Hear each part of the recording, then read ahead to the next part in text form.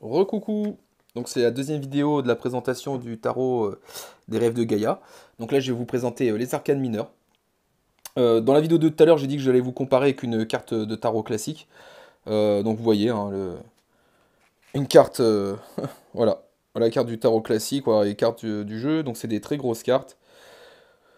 Donc voilà, voilou, pour ceux qui se posaient la question. Et j'ai oublié de vous montrer, pour ceux qui aiment bien, les tranches sont couleur or. Oh le pognon, le pognon! Voilà. Donc les tranches sont couleur or, le jeu est...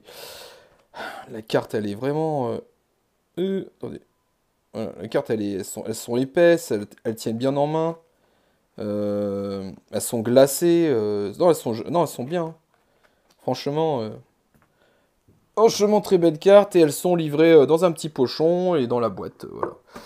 C'est juste ça que j'ai oublié. Allez hop, je passe au mineur. Donc on va commencer par la terre. Les cartes de terre. Ah oui, donc c'est quatre familles. Donc c'est terre, air, feu et eau. Représentés par leur symbole alchimique.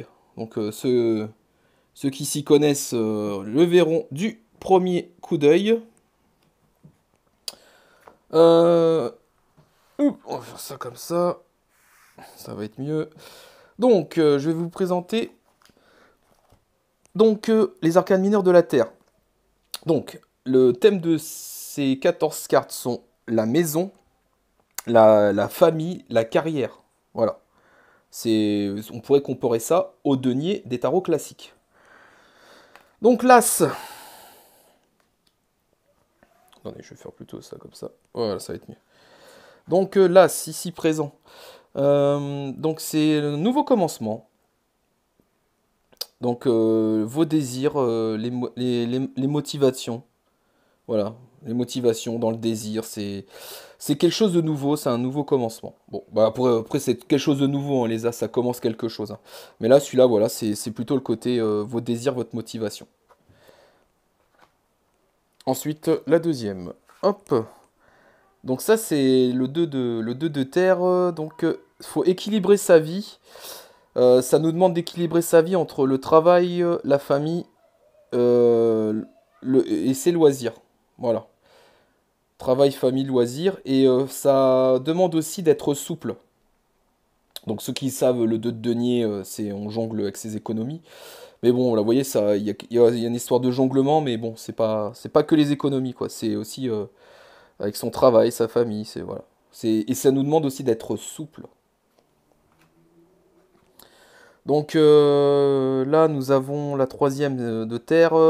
C'est une préparation, c'est un investissement sur le long terme qui va demander d'éventuels sacrifices avant d'avoir les fruits de son labeur. Donc là, vous voyez le petit satyre, là, il est en train de planter des graines. D'ailleurs, l'écureuil, il était peut-être en train de les bouffer, mais bon. Donc voilà, voilà la terre numéro 3. La terre numéro 4. Donc vous voyez, le monsieur, là, le satyre, là, il est blessé. C'est un aboutissement. C'est l'aboutissement d'un projet. Donc c'est quelque chose voilà, ça va finir. Il est en train de tenir la pierre maîtresse. La pierre maîtresse de l'arc-boutant, là. Euh, mais comme ça va se finir, attention, vous précipitez pas, vous pouvez vous blesser. Voilà. Donc la numéro 5. Alors, dans ce jeu, les cartes numéro 5, vous verrez, elles sont plutôt pas cool. Donc celle-là en fait partie. C'est attention aux faux semblants. Attention aux tromperies qui pourraient être à l'œuvre. C'est aussi se mentir à soi-même. Vouloir de l'argent facile. Prendre des raccourcis. C'est une carte qui vous dit de vous méfier. De vous méfier de vous, hein. C'est vous, qu'est-ce que vous faites là? Ah, c'est pas très cool là ce que vous êtes en train de faire. Donc attention, ne continuez pas dans cette voie. Voilà, c'est une carte de mise en garde.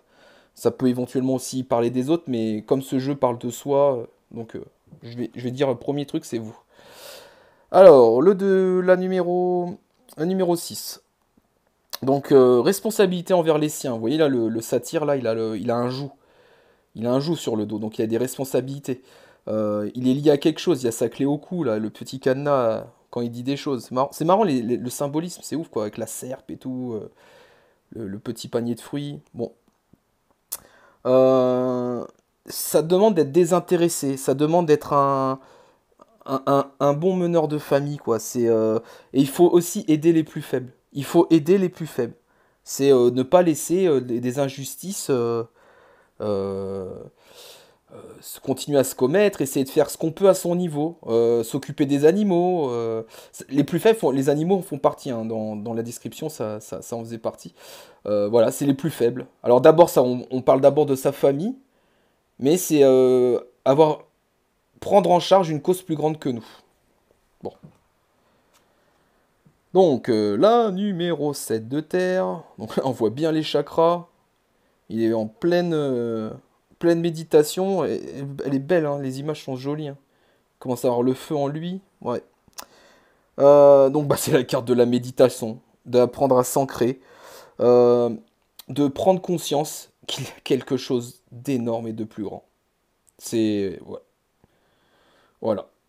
Vous voyez, hein, ça a pas les mêmes significations que les deniers, hein. On retrouve des choses, mais... Donc là, numéro 8.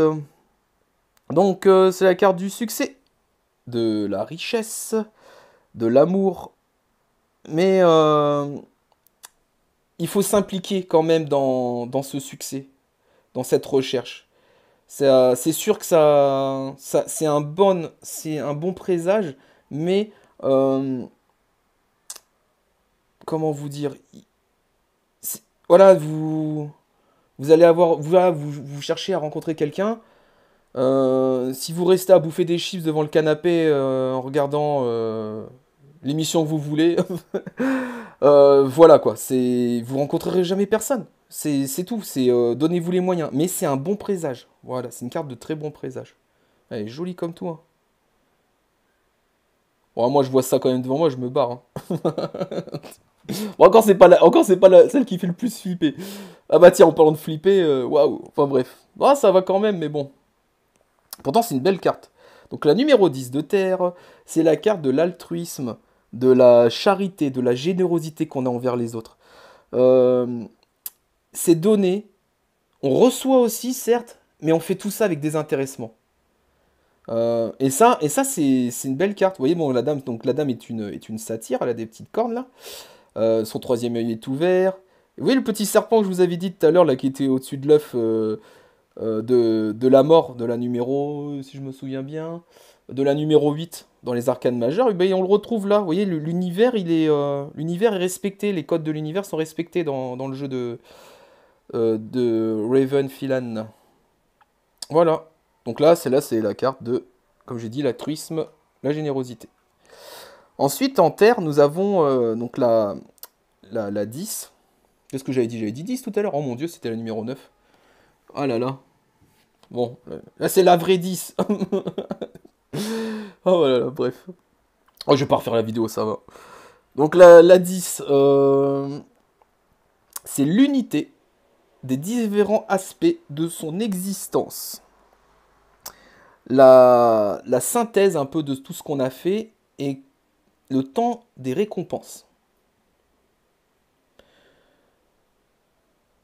J'ai pas plus lu que ça le descriptif, j'ai lu un peu, mais ressorti ça. Donc voilà, c'est une carte d'unité, hein, quelque chose qui converge, quelque chose qui converge vers, il y a beaucoup ça dans le jeu, hein. Quelque chose qui converge dans son aspect où on en est aujourd'hui, qui en a été hier. Vous voyez, elle a son masque, elle se montre sous son vrai jour. Et du coup, bah, quelque part, récompense, c'est elle, quoi. C'est pas celle avec le masque.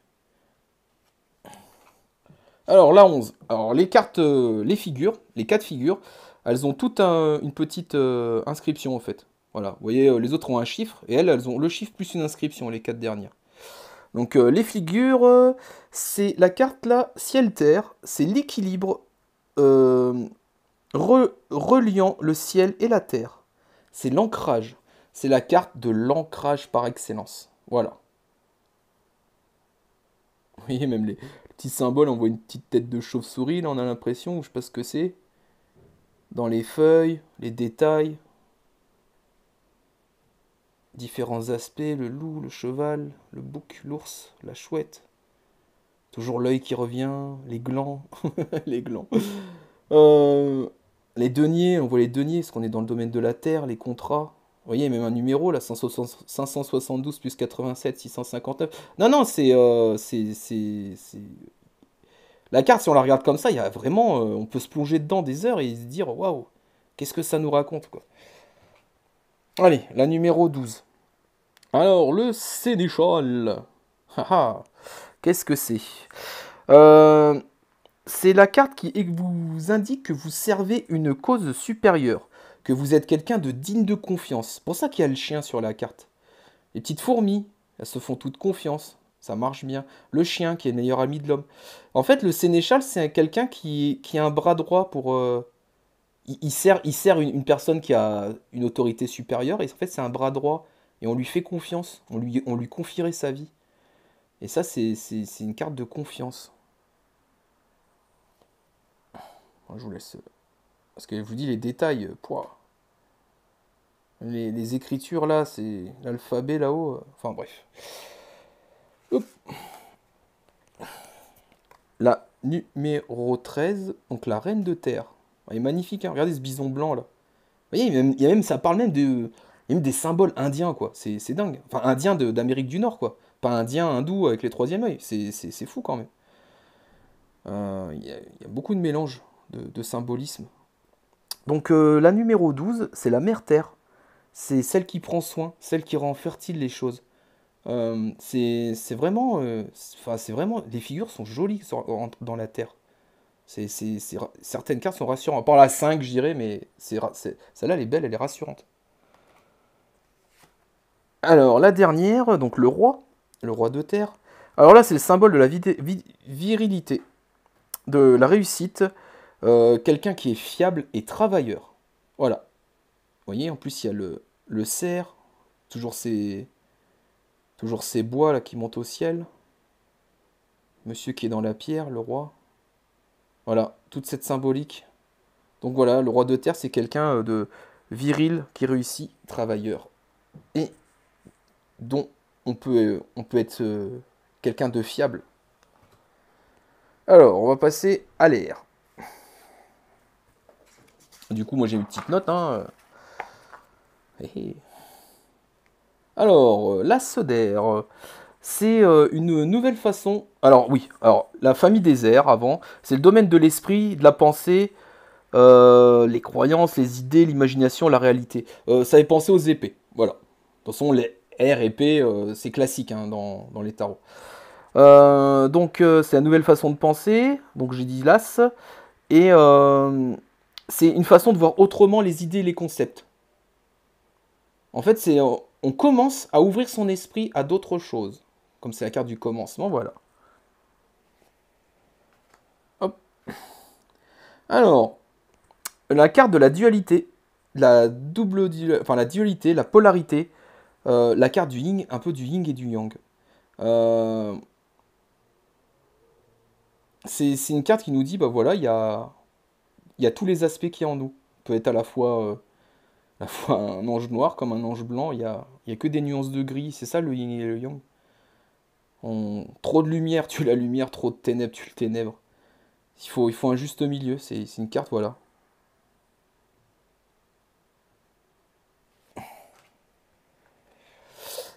Le numéro 3 d'air. Donc là, c'est en train de vous expliquer qu'il est important d'être éduqué, important de s'éduquer, d'ouvrir la compréhension, d'ouvrir un livre, d'apprendre des choses pour vous. C'est très important.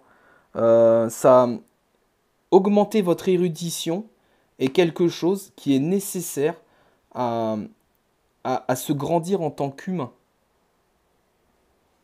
Voilà. La numéro 4.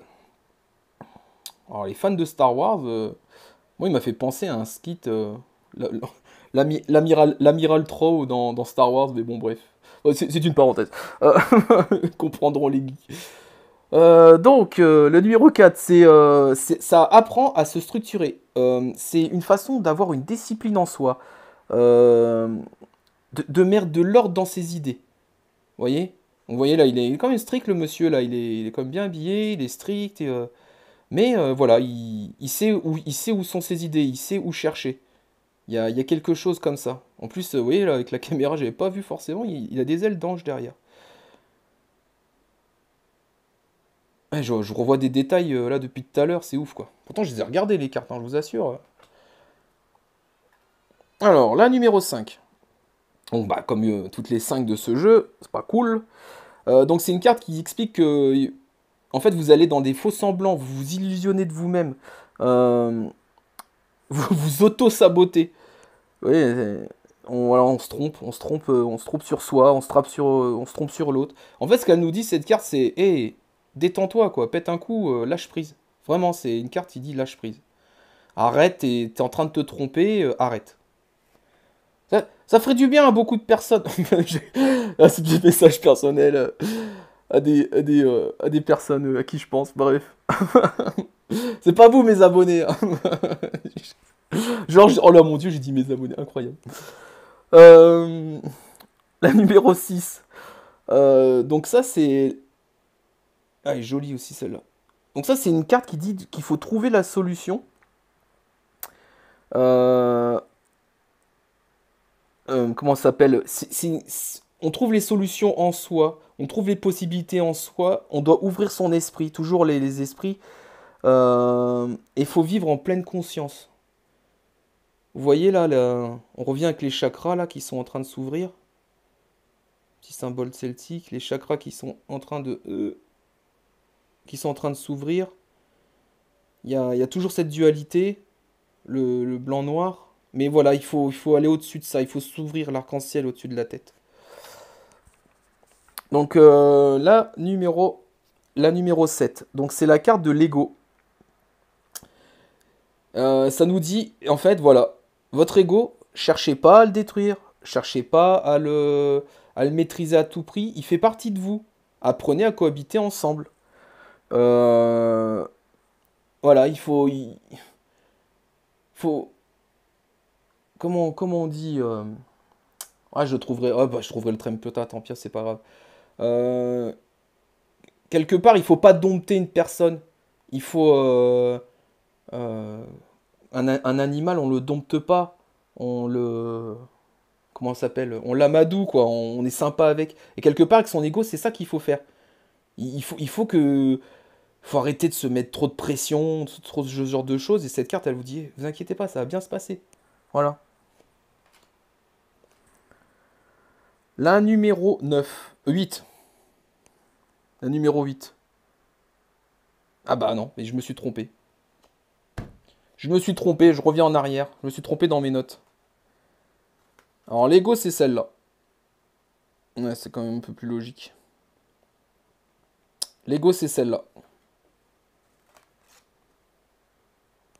Et ça, en fait, la numéro 7, c'est la spiritualité et religion. Ouais, c'est plus logique, l'autre, il ressemble plus à un moine.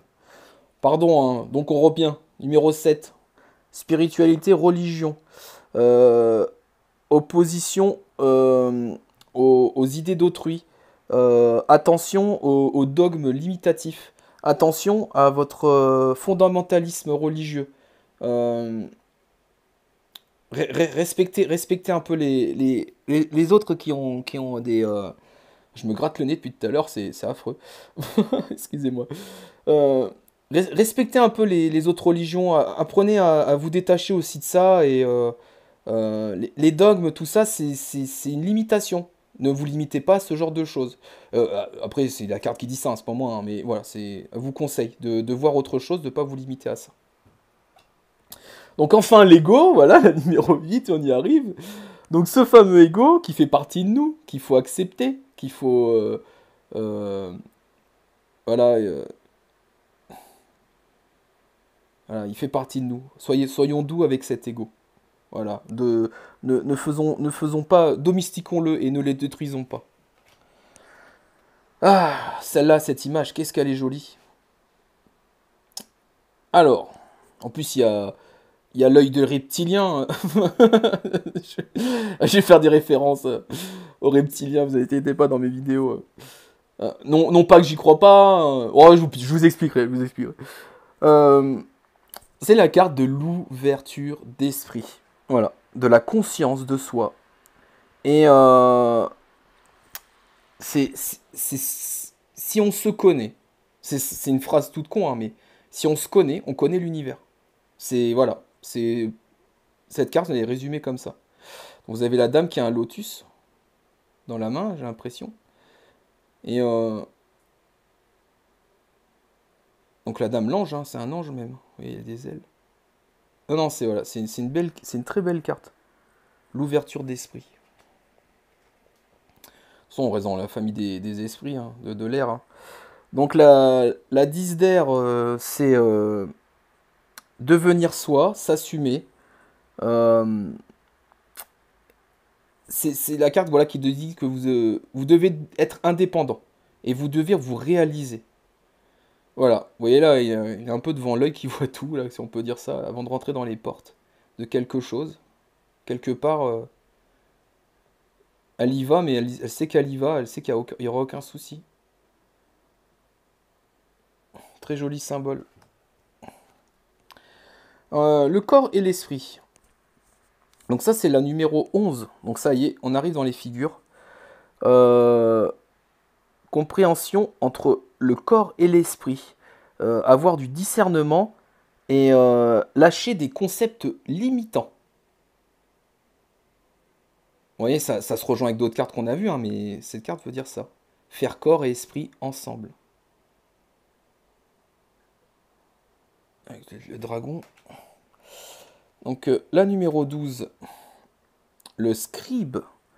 C'est un gardien de la mémoire. Vous voyez, en plus on voit l'ibis comme Tot. ceux qui ont fait attention. La petite abeille, l'abeille de connaissance. Donc l'ancre, le scarabée. Non, c'est ouf, hein, c'est ouf les symboles. Il y a même des symbolismes égyptiens, c'est ouf. Donc cette carte, en fait, c'est le gardien de la mémoire. Il faut apprendre, il faut que vous appreniez à trouver les sources, à pas faire forcément confiance en ce qu'on vous dit, mais à les vérifier par vous-même. C'est ça être un scribe, c'est euh, euh, voilà, c'est aller chercher la connaissance, mais pour vous, c'est juste pour vous soyez. C'est parce qu'on vous dit blanc que c'est blanc. Hein. Si ça sera blanc quand vous direz bah oui c'est blanc. Je suis d'accord. Et vous savez pourquoi vous êtes d'accord. Et ça parle aussi de sauvegarder. Donc un scribe il écrit beaucoup de choses et puis il les met dans les livres et puis les générations d'après liront. Bah ça parle aussi de ça, de quand même garder une sauvegarde de soi.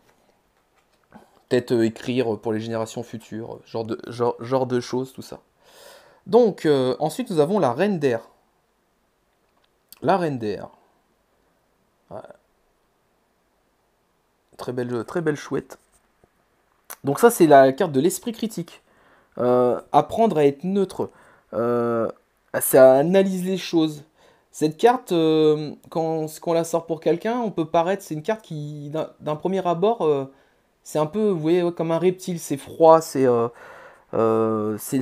cynique. Mais en fait, c'est plus que ça. C'est que quelque part... euh, y a plus de sentiments. On dit c'est une carte qui, quelque part, il y a sa vérité, en fait, on l'a dit.